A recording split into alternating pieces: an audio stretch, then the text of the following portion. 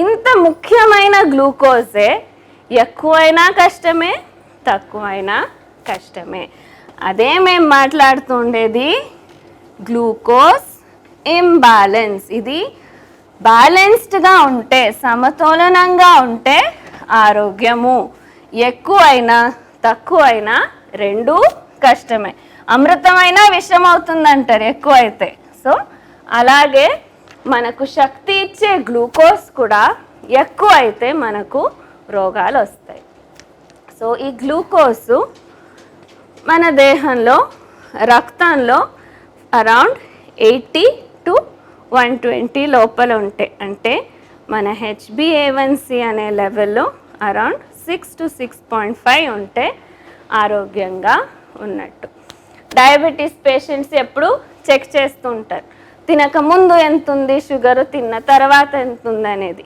అది ఈ రేంజ్లో ఉంటే మీరు ఆరోగ్యంగా ఉంటారు, అది బ్యాలెన్స్డ్గా ఉన్నట్టు. అదే మీకు ఎక్కువైనా రోగమే. షుగర్ ఒక్క రోగమే కాదు, ఎక్కువైన గ్లూకోజ్ ఎలా ఇంకా వేరే రోగాలకి దారి చేస్తుంది అనేది నెక్స్ట్ మాట్లాడబోతున్నాం. సో గ్లూకోజ్ అనేది ఇంత ఇంపార్టెంట్ అయింది, ఎలా వేరే వేరే రోగాలకి కారణంగా ఉండేది ఇప్పుడు next topic. But glucose imbalance ఎలా జరుగుతుంది first of all? So imbalance కావాలంటే 2 టైప్స్ ఉంటాయి. ఎలా?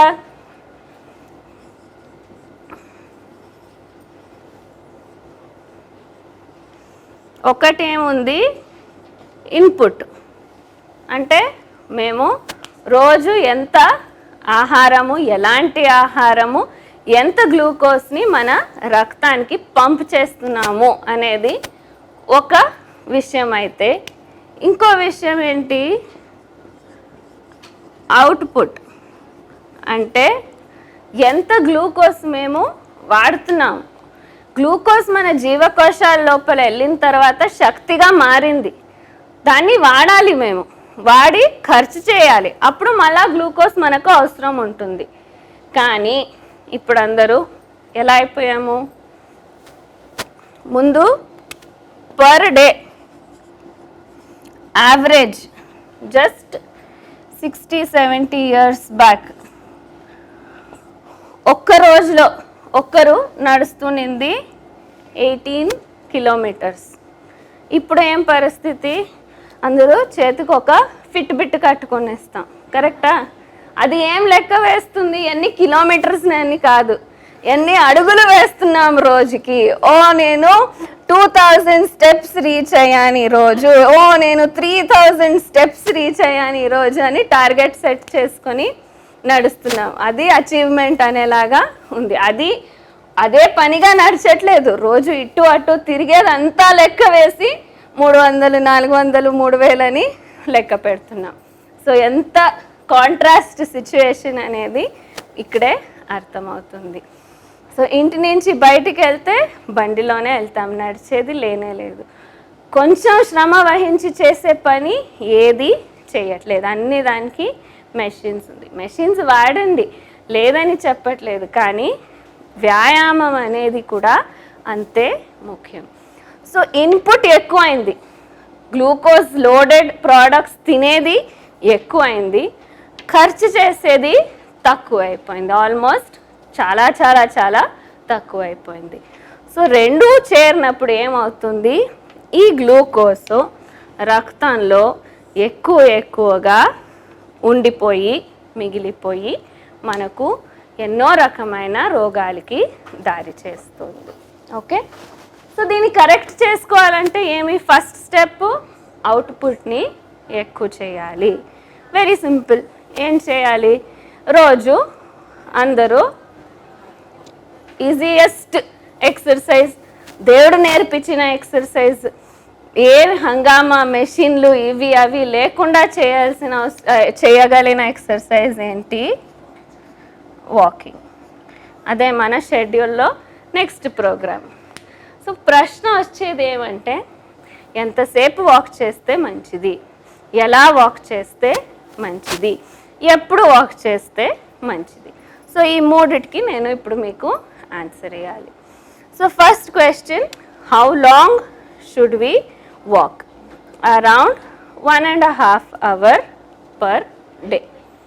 ఎందుకు అనే ప్రశ్న అడగచ్చు మీరు ఇంత ఖచ్చితంగా 1 to 1.5 hours నడచాలి అని చెప్తున్నారు కదా, ఎందుకు అనే ప్రశ్న మీరు అడగాలి. ఎవరు అడగలేదు, నేనే అడుగుతున్నా. ఎందుకంటే మీ రక్తం దేహంలో every body there are around 4.5 to 5 liters of blood in our body.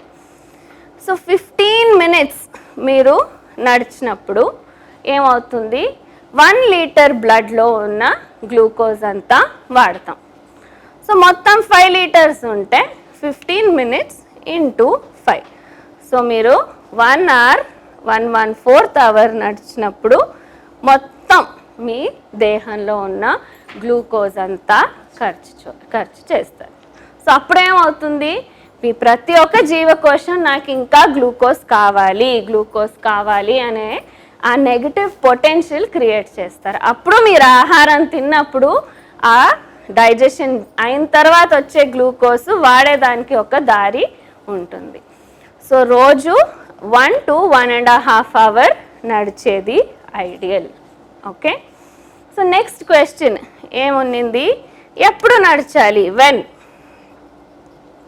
So when అంటే when your stomach is empty, అంటే తిన్న తర్వాత ఎప్పుడు మీ రక్తం లోపలికి గ్లూకోజ్ వచ్చే కార్యక్రమం జరుగుతుందో అప్పుడు నడచకూడదు. ఎప్పుడు మీ పొట్ట ఖాళీ ఉందో అప్పుడు నడిచినప్పుడు ఈ ప్రాసెస్, ఆ నెగటివ్ పొటెన్షియల్ క్రియేట్ అయ్యేది బాగా జరుగుతుంది.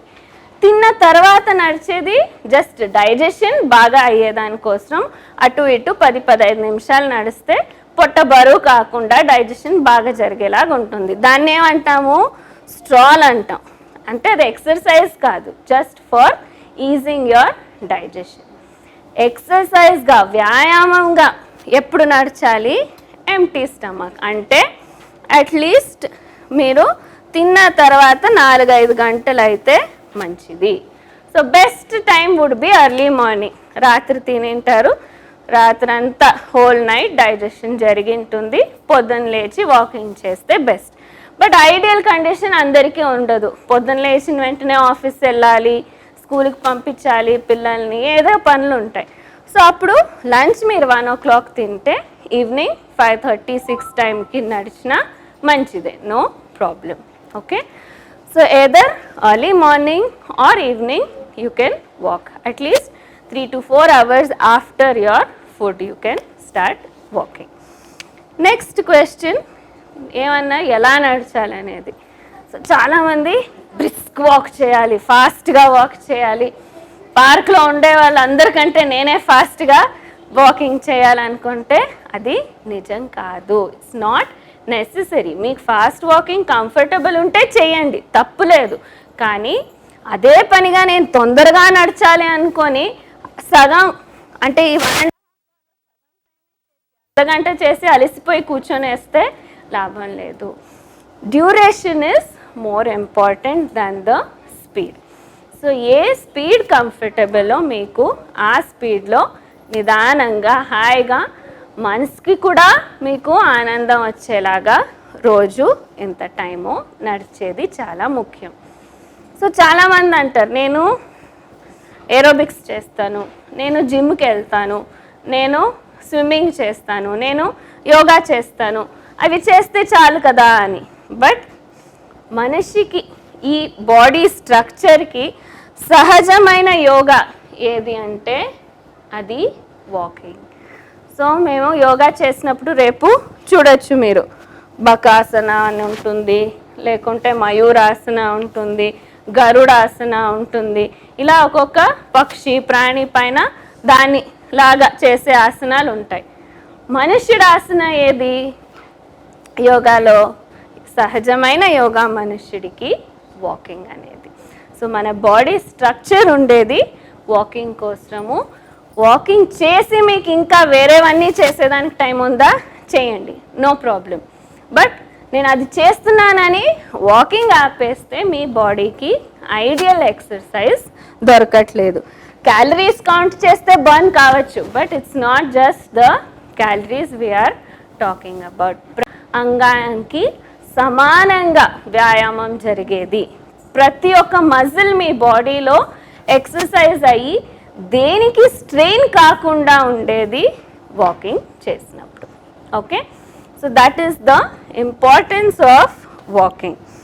So we solved one part, the output part. రోజు 1 గంట 1.5 గంట నడిస్తే, రేపటి నుంచి అది కాదు. If you have not walked for so long, if you have been counting steps this many days, రేపటి నుంచి మీకు 1 గంట నడిచేది కష్టం కావచ్చు. క్రమేణంగా ఇప్పుడు రేపు 20 minutes వాక్ స్టార్ట్ చేయండి, నెక్స్ట్ 1 week తర్వాత 25 minutes, next 30 minutes. After each week add 5 minutes. మీ టార్గెట్ ఎంత ఉండాలి? 1 to 1.5 hour you need to reach to walk. రోగం వచ్చిన తర్వాత కాదు, ఆరోగ్యంగా ఉన్నప్పుడే చేస్తే రోగాలు రాకుండా ఉంటాయి. చాలామంది అంటారు నేను సన్నగా ఉన్నాను, నేను వాకింగ్ చేస్తే ఇంకా సన్నగా అయిపోతానేమో అని. అది తప్పు. Walking will balanced exercise. అది ఏ ఏ ఏ న్యాచురల్గా ఉన్నవి చేసినప్పుడు ఏ ఎక్స్ట్రీమ్కి అవి సపోర్ట్ చేయవు. అది it is towards what are we speaking about? Balance. సన్నగా ఉండేవాళ్ళు మళ్ళా వెయిట్ గెయిన్ అవుతారు, వెయిట్ ఎక్కువ ఉన్న వాళ్ళు బ్యాలెన్స్డ్గా తగ్గుతూ వస్తారు. So it will help you balance. సన్నగా ఉన్న వాళ్ళు కూడా వాకింగ్ మీకు కూడా అంతే ముఖ్యం అది. Okay, so next we will speak about the input part.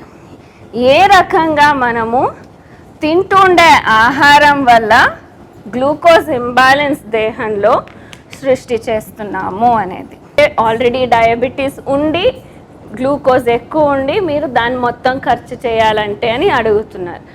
Okay, correct, the question is correct. But if we have to say, అలా చెప్తే మనం ఇప్పుడు on an average daily 100 to 150 grams of sugar వాడుతున్నామంటే రోజుకి, దాన్ని ఖర్చు చేయాలి మొత్తం అంటే 24 hours నడుస్తున్నా అది సరిపోవట్లేదు.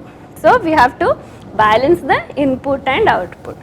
సో అవుట్పుట్ చేసేదానికోసం అట్లీస్ట్ 1.5 hour మీరు ఖర్చు చేస్తే నెక్స్ట్ ఇన్పుట్ని తగ్గించినప్పుడు ఆ షుగర్ లెవెల్ బ్యాలెన్స్ అవుతుంది. Okay, so now we're speaking about the input part of glucose. ఎలా ఇన్ ద పాస్ట్ 50-60 years మన ఆహార పద్ధతులు మారిన దానివల్ల, మన ఆహారమే మారిన దానివల్ల గ్లూకోజ్ మన రక్తంలో ఎక్కువగా మనము పంప్ చేస్తున్నాం అనేది ఇప్పుడు నెక్స్ట్ టాపిక్. సో పొద్దున్న లేచిన వెంటనే what is the first thing you do? Coffee. Okay, ఎంతమంది కాఫీ? టీ సపోర్టర్స్ లేరా ఇక్కడ? అందరూ కాఫీనేనా? Tea supporters, coffee tea debate. ఈరోజు ఏదో మెసేజ్ వచ్చింది నాకు, debate between coffee and tea, who likes coffee, who likes tea అని. ఓకే, దాని ముందు ఫస్ట్ లేచిన వెంటనే కాఫీ టీనేనా? బ్రష్ చేయరా? చేస్తారు కదా, లేదా ఫస్ట్ కాఫీ తర్వాత బ్రషా? Okay, anyway, either way. So first, if toothpaste ఏ టేస్ట్ ఉంటుంది? మీ పేస్ట్లో ఉప్పు ఉందా అనే ప్రశ్న ఉండే టూత్ పేస్ట్లో కూడా స్వీట్ టేస్ట్ ఉంటుంది, దాంట్లో కొంచెం డాట్గా ఉప్పు పార్టికల్స్ చూపిస్తున్నారు, అది కూడా స్వీట్గానే ఉంటుంది. 99% టూత్ పేస్ట్ స్వీట్గా ఉంటుంది. అంటే దాంట్లో ఏముంది? షుగర్ ఉంది. Okay, to be more precise, తన గ్లూకోజ్ అంది. గ్లూకోజ్ 1 step బిఫోర్ ఏంటి? అది షుగర్. ఓకే, సో షుగర్ అంటే ఏమి? ఒక్క స్టెప్లో అది మన బాడీలో డైజెస్టివ్ ప్రాసెస్లో ఫ్రక్టోస్ ప్లస్ గ్లూకోజ్గా మారుతుంది. సో గ్లూకోజ్ అప్పుడే C6H12O6 అని రాసామే. ఇలా 2 molecules కలిపినప్పుడు అది షుగర్ అవుతుంది. Okay, so just 1 step glucose plus fructose gives sugar. So వాడేది మేము 99%. ఎప్పుడు మేము గ్లూకోజ్ డబ్బా డైరెక్ట్ తెచ్చి వాడితే అది గ్లూకోజ్గా వాడతాం, కానీ 99% అందరూ వాడేది చక్కెర అంటే sugar. This is sucrose which is 1 స్టెప్లో ఫ్రక్టోజ్ అండ్ గ్లూకోజ్ మీ దేహంలో ఇస్తుంది. సో ఈ చక్కెర మీకు టూత్పేస్ట్లో మీరు చూస్తే అరౌండ్ 20% చక్కెర ఉంటుంది. అడ్వర్టైజ్మెంట్లో ఏం చూపిస్తారు, పిల్లలు స్వీట్ తింటారు, చాక్లెట్ తింటారు, దానివల్ల బ్యాక్టీరియా పళ్ళల్లో పెరిగిపోతూ ఉంటుంది, మేము టూత్పేస్ట్ వాడండి మాది డిష్యూమ్ చేసి యానిమేషన్ అంతా వేసి చూపిస్తారు, మా టూత్పేస్ట్ మీ ఆ పళ్ళలో ఉండే బ్యాక్టీరియా అంతా క్లీన్ చేస్తుందని. చూపిస్తుండేదేమి చక్కెర గురించి ప్రాబ్లం ఉండేదాన్ని మా టూత్పేస్ట్ తీస్తుందని. కానీ ఆ టూత్పేస్ట్లో ఏముంది, అదే చక్కెర ఉంది. 2 నిమిషాలు మీరు బ్రష్ చేస్తూ ఉంటే తర్వాత ఏమవుతుంది, ఆ నోట్లో ఉండేది మొత్తం చప్పగా అయిపోతుంది, becomes tasteless after your brushing for 2 minutes. ఏమైంది, ఆ చక్కెర అంతా మీ దేహం లోపలికి పీల్చుకునేస్తుంది. చిన్న పిల్లలు వస్తారు, 1 year 1.5 year పిల్లలు, first complaint all parents have ఏమి, తినిపించేదానికి గంట వెనక తిరగాలి, I have to feed the baby, I have to run behind it for an hour. This is the first complaint every parent will tell. As soon as the kid wakes up, పొద్దున్న లేచిన వెంటనే మీరు ఒక tooth బ్రష్లో అడ్వర్టైజ్మెంట్లో ఎలా చూపిస్తారు, tooth brush ఇలా ఉంటే ఇక్కడి నుంచి ఇక్కడ వరకు ఇంత పేస్ట్ నింపి పళ్ళు రుద్దితే దీంట్లోనే ఆ చిన్న బాబు ఓ పాపకు ఉండేది ఎంత రక్తము, 1 liter 1.5 liter రక్తంకి అవసరం ఉండే గ్లూకోజ్ ఇక్కడి నుంచినే పీల్చుకొనేస్తే మనకు ఆకలి ఎప్పుడు అనిపించేది, రక్తంలో గ్లూకోజ్ లెవెల్ తగ్గినప్పుడు బ్రెయిన్కి ఇండికేషన్ ఏమైనా తినాలి అనేది. అక్కడి నుంచినే అంత గ్లూకోజ్ వచ్చేస్తే, షుగర్ వచ్చేస్తే ఆకలి అనేది ఉండదు. దాంతోపాటు అల్లరి చేస్తుంటే ఒక చాక్లెట్, మేమేమైనా పని చేసుకోవాలంటే పిల్లలు ఊరుకుని అని ఒక మొత్తం బిస్కెట్ ప్యాకెట్, ఒక బిస్కెట్ కాదు అది ఓపెన్ చేస్తే మొత్తం ప్యాకెట్ అంతా ఫినిష్. సో ఇలా తింటున్నప్పుడు పిల్లలకి ఆకలి అయ్యేది అసాధ్యం. సో ఫస్ట్ టూత్పేస్ట్ నుంచి మా నోటికి వెళ్ళే ప్రతి ఒక్క పదార్థంలో ఎలా చక్కెర ఉంది అనే దానికి నేను టూత్పేస్ట్ ఎగ్జాంపుల్ తీసుకున్నాను. బట్ నెక్స్ట్ మీరందరూ ఇచ్చిన answer coffee, tea. So on an average ఇక్కడ రోజుకి 2 సార్లు టీ కాఫీ తాగే వాళ్ళు ఎంతమంది? 2 సార్లు. Okay, not bad. More than 2 times, 3 times, 4 times ఒక్కరే ఆనెస్ట్ ఆన్సర్ ఇచ్చేవాళ్ళు 3 ఉన్నారు. వేరే వాళ్ళందరూ తాగట్లేదా? ఎప్పుడూ తాగలేదా? ఇప్పుడు వదిలిపెట్టారా రోగం వచ్చిన తర్వాత? Once. Okay, 1 time. Okay, so 1 cup coffee టీలో యావరేజ్ 5 grams ఆఫ్ షుగర్ మన దేహానికి వెళ్తుంది. ఓకే, ఇదంతా మాట్లాడుతున్నాము. లెట్ us ఫస్ట్ నో రోజుకి మనకు ఎంత షుగర్ అవసరం అనేది. So to maintain the balance or whatever we're speaking about, how much is the daily requirement of sugar for a healthy person. అందరూ అంటారు కదా 4 లీటర్ల నీళ్ళు తాగితే దేహానికి మంచిది అని. అలాగా ఎన్ని గ్రాముల షుగర్ తీసుకుంటే మనకి మంచిది?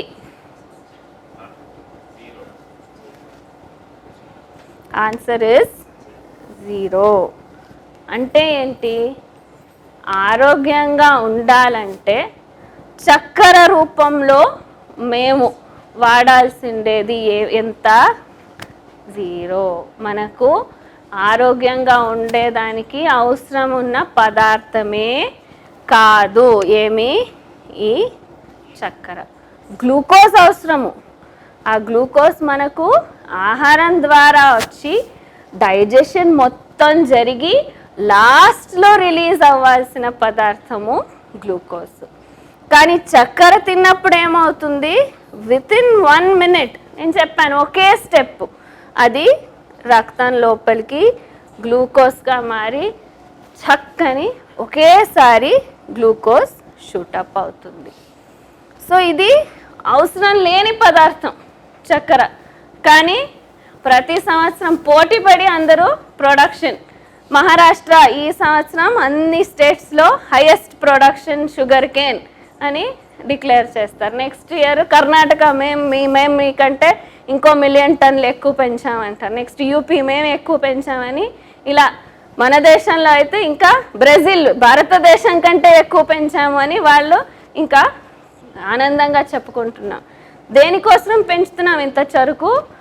అవసరం లేని పదార్థాలు 2, ఒకటి చక్కెర, ఇంకొకటి alcohol. So 2 absolutely unnecessary products produce చేసేదానికి టన్నులు నీళ్ళు వేస్ట్ చేసి అంత భూమి నాశనం చేసి చెరుకు పెంచి అందరికీ రోగాల్ని తెచ్చి ఇస్తున్నాం. సో 1 కప్పు కాఫీ టీలో 5 గ్రామ్స్ షుగర్ అయితే యావరేజ్ పర్ డే 3 కప్స్ వాడుతున్న వాళ్ళు 15 grams sugar only through coffee టీనే వచ్చేసింది. ఇంకా ఇది సమ్మర్ సీజన్, మాకు కాఫీ టీ వేడి తాగలేము, కోల్డ్గా ఒక కూల్ డ్రింక్ తీసుకుందాం అనుకుంటే 100 mlలో 40 గ్రామ్స్ ఆఫ్ షుగర్ ఉంది.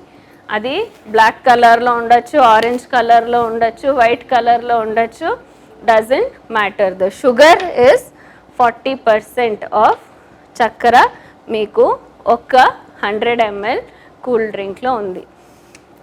మేము కూల్ డ్రింక్ తాగట్లేదు, ఫ్రెష్ ఫ్రూట్ జ్యూస్ తాగుతామని అనుకుంటారు. ఆ జ్యూస్ ప్యాకెట్లో కూడా మీకు అరౌండ్ 25% ఆఫ్ యాడెడ్ షుగర్ ఉంటుంది. సో మనకు తెలియకుండానే ప్రతిరోజు తెలిసి తెలియకుండా ఆన్ అన్ యావరేజ్ నేను చెప్పినట్టు 100 to 150 గ్రామ్స్ ఏమి direct as sugar we're consuming. So actually question is, ఇంత చేసినా మన దేహం ఎలా తట్టుకుంటుంది? అవసరం ఉండేది ఎంత? 0. ఒక్కరోజు కాదు, 2 రోజులు కాదు, ప్రతి ఒక్క రోజు మేము 100 to 150 గ్రామ్స్ దేహం లోపలికి వేసుకుంటూనే ఉన్నాం. పాలైతే చక్కెర కలిపి తాగుతాం. ఇంత చాలదని ఇంకా స్వీట్లు చేసుకుని, మన హిందూ క్యాలెండర్లో అయితే పండుగలు వస్తూనే ఉంటాయి. ప్రతి పండుగకు ప్రతి వారం నైవేద్యం అనే పేరులో స్వీట్లు చేసుకునేది, తింటుండేది, పాయసం చేసేది, తినేది, లడ్డు చేసేది, తినేది, చక్కెర అయితే తింటూనే ఉన్నాము. ఏమవుతుంది ఈ చక్కెర అంతా? నేను చెప్పినట్టు ఇన్పుట్ ఎక్కువ అయ్యి మన రక్తంలో గ్లూకోజ్ లెవెల్స్ పెరిగిపోతూనే ఉన్నాయి, గ్లూకోజ్ ఇంబ్యాలెన్స్ అవుతుంది. సో ఇది చక్కెర కథ అయితే. ఇంకా నెక్స్ట్ ఏముంది? ఇప్పుడే చెప్పాను, పిల్లలు అల్లరి చేస్తుంటే ముందు బయటికి వెళ్ళి నాన్న ఇది చూడు, పక్షులు చూడు, చెట్లు చూడు, పువ్వు చూడు అనే చెప్పే సమయం ఉంటుంది. ఇప్పుడు ఎవరికంత టైం ఉంది?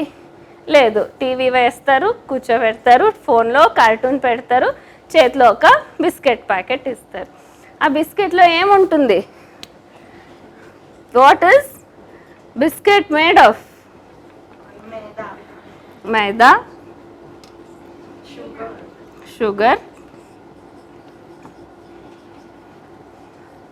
Dalda, plus colours, plus flavours, plus preservatives, all these chemicals.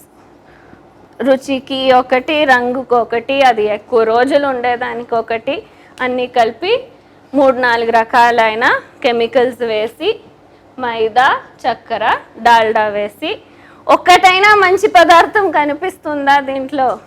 లేదు. కానీ అందరూ రోజు వాడుతూనే ఉన్నాం.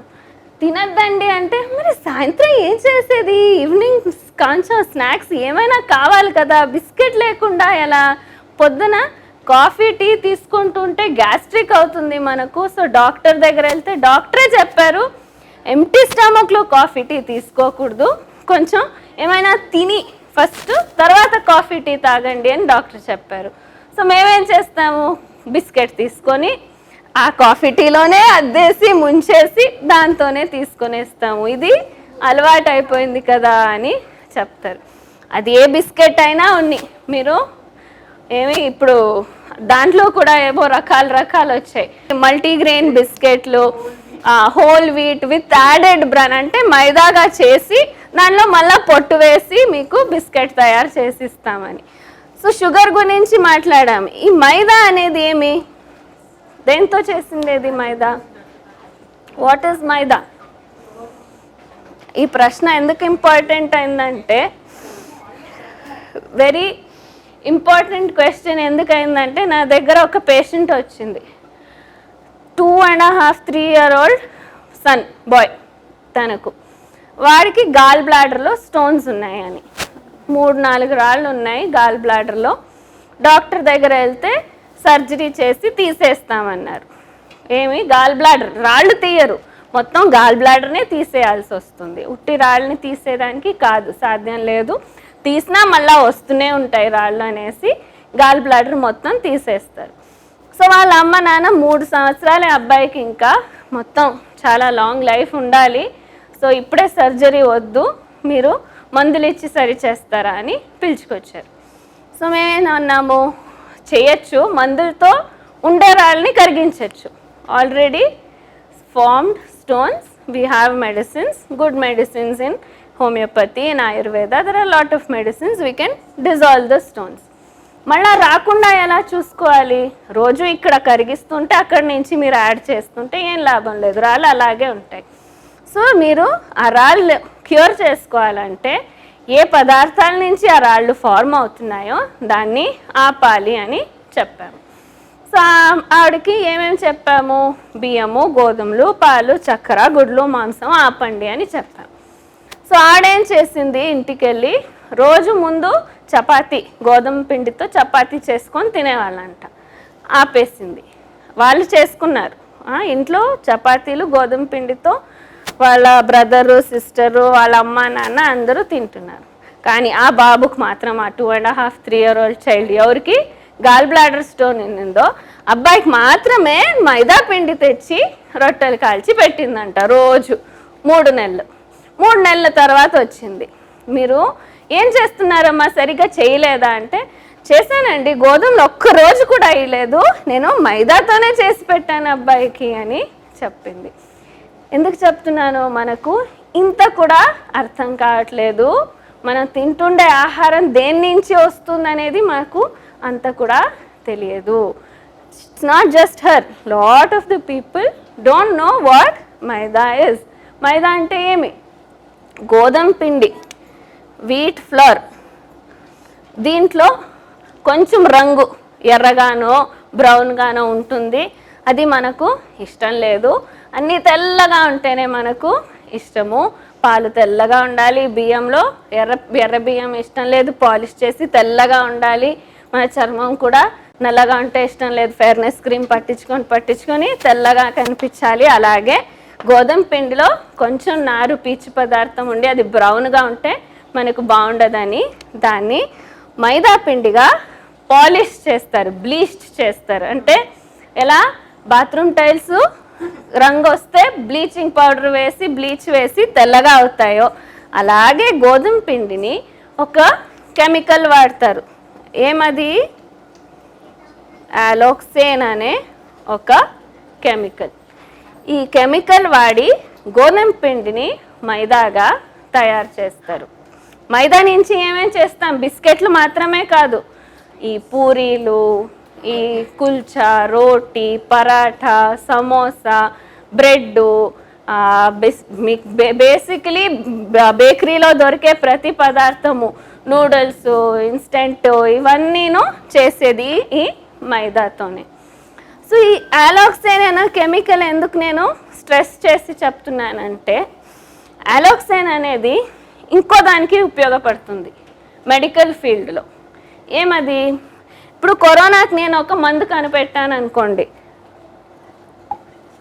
కొత్తగా రోగం వచ్చింది, కొత్త మందు కనిపెట్టానంటే ఏం చేయాలి? నేను ఫస్ట్ ట్రయల్స్ జరగాలి, డైరెక్ట్ నేను మీకు ఇయ్యలేను.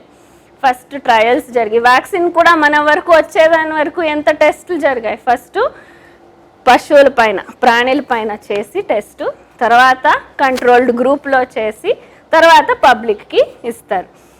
అలాగే షుగర్కి మందు కనిపెట్టారనుకోండి, దాన్ని టెస్ట్ చేయాలంటే ఫస్ట్ ఎలుకల పైన, ర్యాబిట్స్ పైన, మంకీస్ పైన టెస్ట్ చేస్తారు. సో నా మందు ఈ డయాబెటీస్ రోగంకి ఎలా పనిచేస్తుందని చూసేదానికి first that rabbit or mouse or monkey has to have diabetes. Where do I find a rat or a monkey which has diabetes? దొరకదు.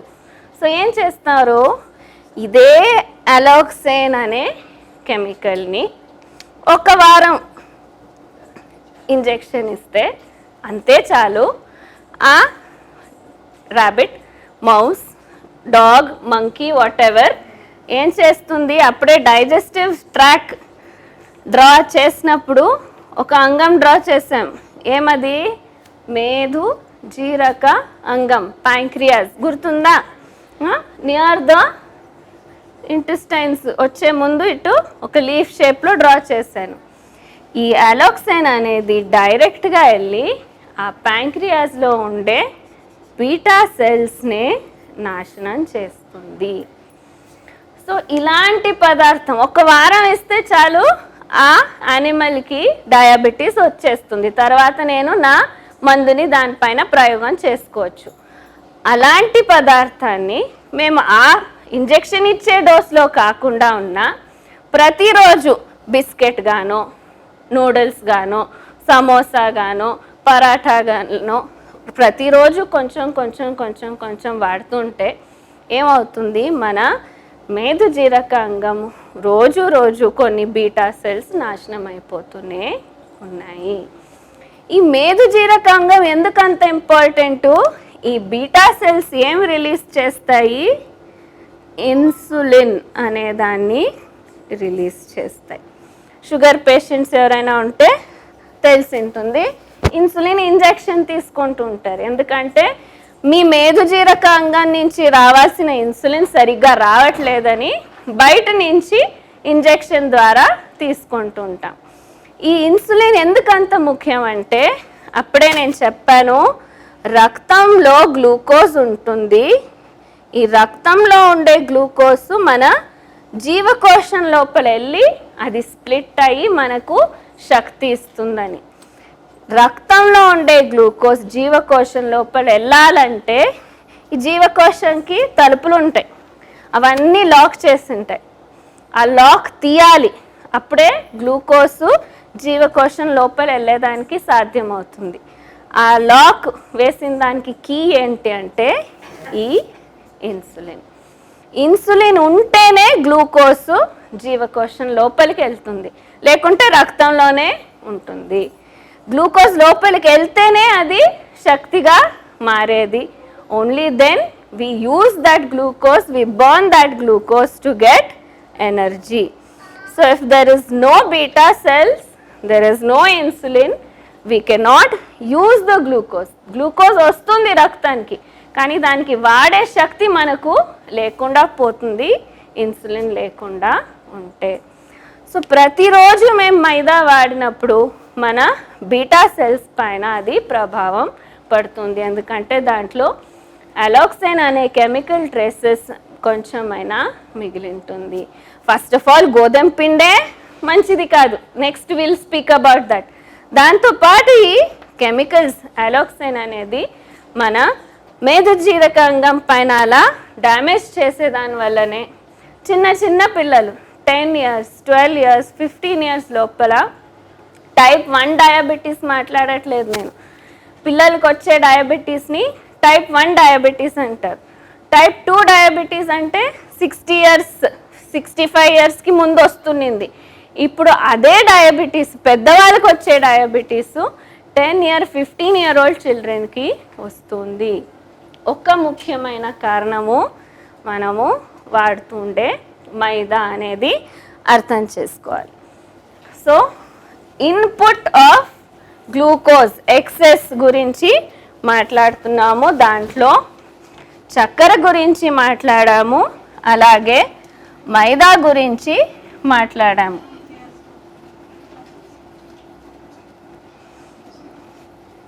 సో కొందరు అంటారు, మ్యామ్ మేమైతే బేకరీ ప్రోడక్ట్స్ ఏం తినము, చక్కెర కూడా వాడము, అంతగా స్వీట్స్ ఏం పెద్దగా చేసుకొని తినేది లేదు.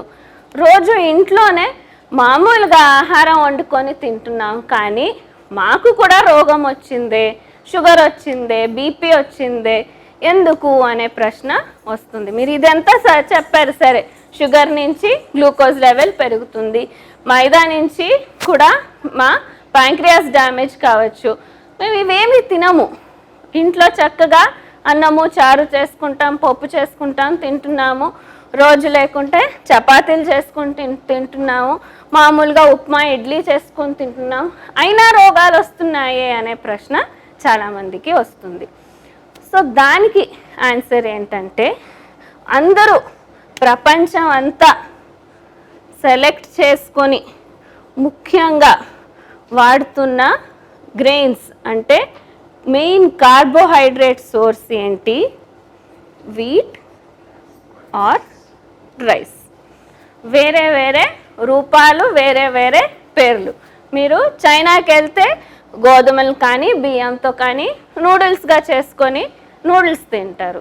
అదే మీరు యూరోపియన్ కంట్రీస్కి వెళ్తే గోధుమలతో బ్రెడ్గా చేసుకొని తింటారు. ఇటలీకి వెళ్తే పాస్తాగా చేసుకొని తింటున్నారు. మన సౌత్ ఇండియాలో అయితే ఇడ్లీలు, దోశలు, పులిహోరగా తింటున్నాము. వాళ్ళ వైపు ఇంకా నార్త్ ఇండియా వైపు వెళ్తే పరాఠాలు, కుల్చాలు, అలా చపాతీలు అలా వాడుతున్నాం. బట్ ముఖ్యంగా మొత్తం కన్సిడర్ చేసినప్పుడు ఈ రెండు ధాన్యాలే, గోధుమలు, బియ్యముల్ని వేరే వేరే రూపాల్లో మేము వాడుతున్నాం. కానీ జరిగిన తప్పు ఏంటంటే, ఈ రెండు ధాన్యాలు మనిషిడి ఈ మెషిన్కి సరి అయిన ఆహారము కానే కాదు. నేను ఇలా అన్న వెంటనే మీరు ఏమైనా అడగాలి, ఎందుకు అనేది. ఏం తినాలి నెక్స్ట్, ఫస్ట్ ఎందుకు, ఎలా చెప్తారు మీరు అనేది ప్రశ్న వస్తుంది. సో నేను చెప్పినట్టు మన ఆహారం తిన్నప్పుడు లాస్ట్లో ఏం రావాలి? రక్తానికి గ్లూకోజ్ అనేది రావాలి. కానీ ఈ గ్లూకోజ్ మనకి ఎలా ఉండాలి? బ్యాలెన్స్డ్గా ఉండాలి. అంటే మనకు అవసరం ఉన్నప్పుడు అవసరం ఉన్నంత రక్తంలో ఉండాలి. అది ఎప్పుడు ఎక్కువ ఉండకూడదు, తక్కువ కూడా కాకూడదు. బియ్యము, గోధుమలు తిన్నప్పుడు దీంట్లో ఉండే కార్బోహైడ్రేట్ ఎలాంటిది అంటే, దీంతో ఫైబర్ అనేది లేనే లేదు, పీచు పదార్థం అనేది లేదు. ఇది ప్యూర్ కార్బోహైడ్రేట్ ఉంది. ఉండే కొంచెం ఫైబర్ని కూడా నేనేం చెప్పాను, గోధుమల్లో అయితే పాలిష్ చేసేసి, బియ్యంలో పాలిష్ చేసేసి తెల్లగా చేసుకొని తింటున్నాం. ఉండేదే చాలా తక్కువ. బియ్యంలో ఎంత ఉంది? 0.2% ఫైబర్ ఉంది. ఏది మీరు మొత్తం ఎర్ర బియ్యం తిని రెడ్ రైస్, బ్రౌన్ రైస్ అని అందరూ చాలా హెల్దీ అనుకొని వాడుతున్నారు. దాంట్లో కూడా ఉండేది ఓన్లీ 0.2% ఫైబర్. అదే మామూలుగా వాడే వైట్ రైస్లో అయితే 0% ఫైబర్.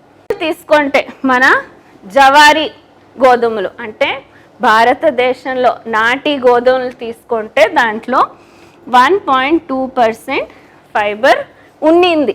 కానీ ఇప్పుడు అన్నీ హైబ్రిడ్ చేసి, ఇలా చేసి, అలా చేసి ఏమైంది? We have for practical purposes no fibre at all. So పీచు పదార్థం లేని దానివల్ల ఏమవుతుంది? దాంట్లో ఉండే పిష్ట పదార్థం, కార్బోహైడ్రేట్ అంతా మీరు తిన్న తర్వాత ఓన్లీ 30 minutes లోపల మొత్తము గ్లూకోజ్గా మారి ఒకేసారి మీ రక్తం లోపలికి వచ్చేస్తుంది. So let's say if you are drawing a graph in 30 minutes itself, ఇదేమిది? Glucose level in the blood సడన్గా స్పైక్ అవుతుంది. సైంటిఫిక్గా చూస్తే this is the reason why wheat and rice should not have been selected as the main staple grains for human beings. So next we'll answer the question of మరి ఏం తినాల్సింది అనే ప్రశ్న next వస్తుంది. But ప్రస్తుతం మేము చెప్పాల్సిన ఆన్సర్ ఏంటి, then why are these the main grains? మొత్తం ప్రపంచం అంతా చేరి ఈ తప్పు ఎందుకు చేస్తున్నాం? బియ్యము గోధుమలు సైంటిఫిక్గా if they were not suppose to be our food as a whole, why are we all eating rice and wheat in different forms? ఎప్పటి నుంచి ఇలా ఉంది? ఓన్లీ పాస్ట్ 100-150 years నుంచి ఇలా అయింది. అండ్ మీరు చూస్తే it's the same time when ఈ ధాన్యాలు, ఈ వేరే వేరే చక్కెర, మైదా, ఈ ఆహారాలన్నీ మన మార్కెట్లో వచ్చిన time coincides with the rage of what అన్ని so called lifestyle diseases. So ఎప్పుడైతే మనం అందరూ ఆహారం అంటే ఏమి, బియ్యము గోధుమలు మైదా చక్కెర అని అనుకొని దాన్నే వాడుతున్నామో, సేమ్ టైం మనకు ఈ రోగాలన్నీ వస్తున్నాయి. అది రెండు కోయిన్సైడ్ అవుతున్నాయి. దాంతోనే మనకు తెలుస్తుంది మన ఆహారం వల్లనే ఈ రోగాలన్నీ వస్తున్నాయి అనేది. సో ప్రశ్న ఏమి, ఎందుకు అందరూ ఈ ధాన్యాలనే వాడుతున్నారు అనేది. సో దానికి ఆన్సర్ ఏంటి, it's a corporate decision that we're all eating these grains. ఎలా జరిగింది? ఒక స్మాల్ ఫ్లాష్ బ్యాక్ స్టోరీ. యుద్ధం జరుగుతుంది, వరల్డ్ వార్. ఏమైంది? అప్పుడు బాంబు వేశారు ఫస్ట్ ఏదో ఒక ప్రదేశంలో. బాంబు పడిన చోట ఫస్ట్ అంతా నాశనం అయిపోయింది. 3 నెలల తర్వాత 4 నెలల తర్వాత ఆ ప్రదేశంలో గడ్డి బాగా పెరుగుతుంది అనేది చూశారు. ఏమి, after the bomb has been thrown in a certain area, first everything got wiped out. After that ఏమైంది, after a few months in that area grass is growing greener than the surrounding areas అనేది చూశారు. So ఏమర్థమైంది, చెట్లు బాగా పెరిగేదానికి ఎరువు అనేది పుట్టుకొచ్చింది. ఎలా? బాంబ్ వేస్ట్ మెటీరియల్ ఏదైతే ఉందో దాంట్లో ఏదో పదార్థం ఉంది చెట్లని బాగా పెంచేలాగా చేసేది అనేది ఒక సైంటిస్ట్ అబ్జర్వ్ చేశాడు. సో అదే టైంలో ఏమైంది, వార్, యుద్ధం ఆగిపోయింది. ప్రతి దేశము ఏం చేసింది, యుద్ధం తయారీలో ఏం చేసింది, ఎన్నో బాంబులు తయారు చేసి పెట్టుకున్నాను. ఈ సంవత్సరం నేను దీపావళికు పటాకాలు తెచ్చుకున్నాను అనుకోండి, నెక్స్ట్ ఇయర్ దాన్ని వాడతానా? వాడలేను. వాడితే ఒక సురుసురు బత్తి వస్తుంది, ఇంకొకటి టుస్ అయిపోతుంది. యుద్ధంలో నేను ఆ రిస్క్ తీసుకోవచ్చా? లేదు. నేను అక్కడ వెళ్ళి కష్టపడి పక్క దేశంలో వెళ్ళి బాంబు వేశానంటే ఆ బాంబు పేలుతుంది అనేది నాకు ఖచ్చితంగా తెలిసిండాలి. సో నేను పోయిన సంవత్సరం చేసిన బాంబు ఈ సంవత్సరం కానీ దాని నెక్స్ట్ సంవత్సరం కానీ వాడలేను. కానీ నేను కోట్లు డబ్బులు పెట్టి బాంబులు తయారు చేశాను. సో దాన్ని ఏం చేయాలి అనే ప్రశ్న అప్పుడు ఆ టైంలో, ఆ యుద్ధం వరల్డ్ వార్ టైంలో చాలా ఎక్కువగా బాంబులు తయారు చేసిన దేశాలు ఏం చేసేది, వేస్ట్ని మళ్ళా అంత డబ్బులు వేసి ప్రతి సంవత్సరం కొత్త బాంబులు చేస్తూనే ఉన్నారు. పాతదంతా ఏం చేయాలనేది ఆలోచన చేసినప్పుడు అప్పుడు సేమ్ టైం ఈ అబ్జర్వేషన్ వచ్చింది. ఏంటి, బాంబు వేసి తర్వాత 4-5 నెలల తర్వాత చూసిన ప్రదేశంలో గడ్డి బాగా పెరుగుతుంది అనేది. సో అదే టైంలో కెమిస్ట్రీ డెవలప్ అయిన దానివల్ల ఏం తయారైంది, ఈ యూరియా ఇలాంటి ఫర్టిలైజర్స్ అంటే ఎరువు. బియ్యము గోధుమలు పండించే వాళ్ళకి తెలిసి ఉంటుంది, 1 ఎకరానికి ఎన్ని మూటలు వేస్తారు. ఎవరైనా వరి పండిస్తుండే వాళ్ళు ఉన్నారా? లేరా? పండిస్తారా? ఎన్ని మూటలు వేస్తారు ఎరువు ఎకరానికి? 2 సరిపోతుందా? సరిపోతుంది. ఓకే, వీళ్ళు చాలా తక్కువ వేస్తున్నారు. అప్రాక్సిమేట్గా 12-15 వరకు వాడతారు మూటలు యూరియా ఒక ఎకరానికి. ఎందుకు బియ్యం గోధుమలు ఎక్కువ తింటున్నాము, ఎక్కువ పండిస్తున్నాము, ఎందుకు చెరుకు చక్కెర అవసరం లేని పదార్థమైన టన్నులు ఎందుకు పెంచుతున్నామంటే ఈ పంటలు ఏవి బియ్యము, గోధుమలు, చెరుకు ఇలాంటి పదార్థాలని పండించేదానికి ఎరువు వేసినప్పుడు దీని అవుట్పుట్ ఏముందో డబుల్ ట్రిపుల్ అవుతుంది. కానీ మనకు ఆరోగ్యానికి మంచివైన ధాన్యాలు ఏవి ఉన్నాయో సార్ ఇప్పుడు చెప్పారు. సిరిధాన్యాలు మీరు పండించాలంటే 300 లీటర్స్ మాత్రమే నీళ్ళు చాలు అనేది. ఈ ధాన్యాలు పెంచేదానికి లీటర్లు మిలియన్ లీటర్స్ ఆఫ్ వాటర్ అవసరం ఉంటుంది. ఎందుకు? ఇవి ఎక్కువ నీళ్లు వాడేలాంటి క్రాప్స్ ఏవి ఉన్నాయో దానికి మీరు ఎరువు వేసినప్పుడు నీళ్ళ ద్వారా ఈ ఎరువుని పీల్చుకొని అవుట్పుట్ ఎక్కువ అవుతుంది. అదే మీరు రాగులు పెంచుతున్నారనుకోండి, జొన్నలు పెంచుతున్నారనుకోండి, దానికి మీరు ఎరువులు వేసినా వేయకపోయినా దాని అవుట్పుట్ ఆల్మోస్ట్ సేమ్ ఉంటుంది. ఎందుకంటే అవి నీళ్ళని అంతా వాడవు. ఏ క్రాప్స్ నీళ్ళు ఎక్కువ తీసుకుంటాయో దానికి ఎరువు వేస్తే ఉపయోగం ఉంటుంది. సో ఆ టైంలో in the name of green revolution ఎవరు ఈ ఎరువుల్ని అమ్ముకోవాలనే ప్రయత్నంలో ఏం చేశారు? ఈ పదార్థాలు మీకు ఆరోగ్యానికి మంచివి అని ఈ పదార్థాలని వాడేవాళ్ళు ముందు వెళ్ళే అంటే ప్రోగ్రెసివ్ నేషన్స్ అని, అంటే డబ్బులు ఎక్కువ ఉండేవాళ్ళు వాడేలాంటి పదార్థాలు అనే భ్రమని సృష్టించారు. ముందు ఉన్నింది గోధుమలు, బియ్యములు ఎన్నో సంవత్సరాల నుంచి అందరూ వాడుతున్నేటివే. ఎప్పుడు వాడుతున్నారు? ఏదో పండగ వచ్చింది, ఇంటికి ఎవరో గెస్ట్ వచ్చారు, అలా ఏమైనా స్పెషల్ ఈవెంట్ ఉందన్నప్పుడు బియ్యంతో చిత్రాన్నమో పులిహోరనో పులావో చేసి వండి పెట్టేవాళ్ళు. కానీ మామూలుగా ప్రతిరోజు వాడుతున్నేటివి వేరే ధాన్యాలు ఉన్నాయి. ఎవరి దగ్గర ఉంటున్నాయి ఈ బియ్యము గోధుమలు? ఎక్కడ పండిస్తున్నారు? ఎక్కడ నది ఉందో, ఎక్కడ ఒక చెరువు ఉందో దాని చుట్టూ కొంచెం ప్రదేశంలో మాత్రమే అవి పండిస్తున్నారు. సో ఎప్పుడు వాడుతున్నారు? అప్పుడప్పుడు ఏదో ఒక స్పెషల్ పండగ, స్పెషల్ ఒకేషన్, ఇంటికి గెస్ట్ వచ్చారు, ఇలాంటి స్పెషల్ ఒకేషన్స్కు సీమితంగా ఉండింది ఈ ధాన్యాలు. They use to be used only on special occasions. మామూలుగా ప్రతిరోజు వాడేది వేరే ధాన్యాలు ఉన్నాయి. కానీ ఈ గ్రీన్ రెవల్యూషన్ పేరులో ఈ ఎరువుల్ని ఎక్కువగా అమ్ముకోవాలనే ఆశతో ఈ కంపెనీస్ ఏం చేశాయి?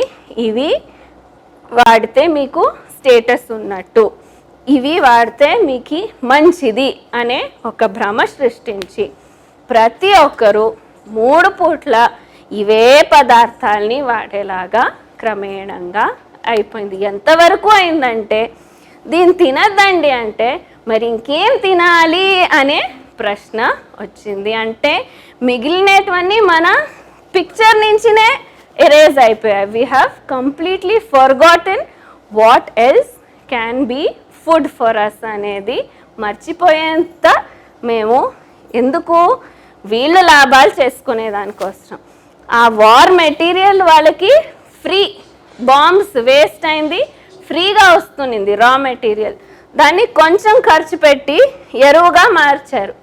ఈ ఎరువును అమ్ముకోవాలంటే ఎక్కడ వెళ్ళాలి? ఎక్కడ ఏ దేశాల్లో ఎక్కువ అగ్రికల్చర్ జరుగుతుంది, ప్రజలు ఎక్కడ ఎక్కువ ఫార్మింగ్ చేస్తున్నారు అక్కడ అమ్ముకోవాలి. సో మన భారతదేశం was prime target for all the companies to sell their product. So అప్పుడే యాక్చువల్లీ మన సౌత్ ఇండియాలో గోధుమలు అంటే తెలియదు ముందు. ఎప్పుడు వచ్చిందంటే చిన్న చిన్న పిల్లలకి స్కూల్లో ఉప్మా పెట్టేవాళ్ళు, రవ ఉప్మా స్కూల్లో, అట్ట ఫస్ట్ ఇంట్రడ్యూస్ అయింది గోధుమలు. అలాగే ఇప్పుడు కూడా మీరు డాక్టర్ దగ్గర వెళ్తే రైస్ తినకండి షుగర్ వచ్చిందంటే చపాతీలు తినండి అని చెప్తున్నారు. సో ఇప్పటికీ కూడా ఆ concept through such scientific myths, డాక్టర్ల ద్వారా ఇలా కొన్ని సైంటిఫిక్ మిత్స్ ద్వారా మన తలకేం వస్తుంది? ఇవి మీకు మంచివి, దీన్నే తినండి. మీరు రాగులు, జొన్నలు ఇవన్నీ పాతవి, పేదవాళ్ళు తినేటివి, ఎవరో మర్చిపోయి ఇప్పుడు ఎన్నో సంవత్సరాలైంది మీరు తింటున్నారంటే మిమ్మల్ని ఏదో ఒక రకంగా చూసేలాగా తయారైంది. సో ఈ భ్రమ వల్ల అందరూ ఈ పదార్థాలు సైంటిఫిక్గా మనకు మంచిది కాకుండా ఉన్నా దీన్నే ఆహారం అనుకొని తింటున్నాం. So now will stop for this session and will continue with glucose రక్తంలో ఎక్కువ ఉండేదాని వల్ల, అంటే హై గ్లూకోజ్ వల్ల ఎలా మనకు బీపీ వస్తుంది, ఎలా మనకు వేరే వేరే రోగాలు వస్తున్నాయి, ఎలా షుగర్ వస్తుంది అని. అండ్ నెక్స్ట్ టాపిక్ ఇస్ ఈ ఇంబ్యాలెన్స్ని ఎలా సరి చేసుకోవాలి. వాళ్ళు అడిగినట్టు ఇవి తినకూడదంటే మరి ఏం తినాలి, ఎందుకు తినాలి, ఎలా తినాలి అనేది next question. So how to set right this glucose imbalance. Okay, so that will be tomorrow's topics. Okay, so first ఇప్పుడు ఏం చేయాలి, మేము ఆల్రెడీ దేహంలో ఉండే గ్లూకోజ్ని ఖర్చు చేయాలి. Okay, so we will attempt to walk for 1 hour at least. Now బాగా sir చెప్పినట్టు చాలా చెట్లు ఉన్నాయి, చాలా రకాల ప్లాంట్స్, బర్డ్స్, బటర్ఫ్లైస్, ఇన్సెక్ట్స్ అన్నీ ఉన్నాయి, పాములు కూడా ఉన్నాయి. Not to scare you, but I'm just telling you that it's a complete ecosystem ఉండేలాంటి ప్రదేశానికి వచ్చారు. So let's try to enjoy the nature, let's go for a walk. అందరూ కలిసి వెళ్దాము. ఎవరికి చాలా అయింది కావట్లేదంటే యూ కెన్ స్టాప్. మీకు 15 minutes నడిచిన తర్వాత చాలా అంటే వెనక్కి రండి. Those who can will continue for 1 hour. Okay, so will meet back in 5 minutes and will start. Shoes వేసుకోవాలంటే షూస్ వేసుకొని రండి. మరిన్ని అప్డేట్స్ కోసం STV యూట్యూబ్ ఛానల్ని సబ్స్క్రైబ్ చేసుకోండి.